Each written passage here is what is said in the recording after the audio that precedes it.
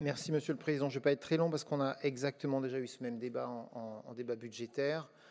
Donc très rapidement, à nouveau, je répète, on n'a pas tout à fait la même conception de la gestion des affaires publiques. Nous, pour nous tenir nos finances, ne pas ouvrir le chéquier à tout va sans faire attention, ce n'est pas notre politique. On fait attention. On a donc pris des décisions budgétaires extrêmement courageuses dans la session budgétaire pour réussir dans un contexte d'inflation et d'énergie, à pouvoir maintenir une politique, notamment en matière de transport et de lycée, qui est à la hauteur des enjeux.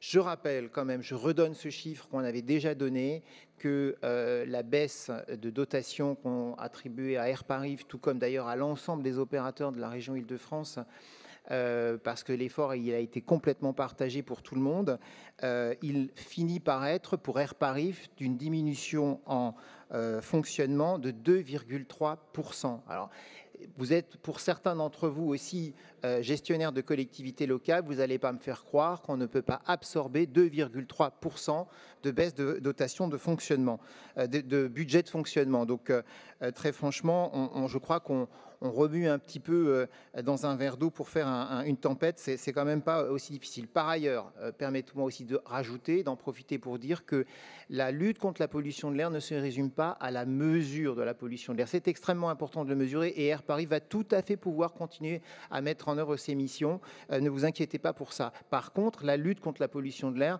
nous en menons par ailleurs d'autres pour vraiment agir pour réduire la pollution de l'air. Je rappellerai d'abord que je ne vous l'apprendrai pas, toute la politique de transport de la région Île-de-France participe de la lutte contre la pollution de l'air. Je ne vous fais pas de dessin, vous le savez très bien. Mais par ailleurs, en plus, nous avons voté un budget de 1 million d'euros lors de la session budgétaire pour ouvrir un AMI qui va chercher de l'innovation en matière de lutte contre la pollution de l'air. 1 million d'euros, c'est pas rien. Si vous pensez que tout ce qui peut se faire en matière de lutte contre la pollution de l'air, c'est que ce que Air Paris fait, je pense que vous vous trompez. Il doit aussi être mené d'autres politiques par la région Île-de-France et nous les menons, ces autres politiques, avec ce budget d'1 million d'euros supplémentaires. Donc je vous invite à rejeter votre amendement, à retirer votre amendement, sinon j'appelle à son rejet. Merci, Monsieur le Vice-président. L'avis défavorable sur ces deux amendements. D'abord, à l'amendement 6. Est-ce qu'il y a des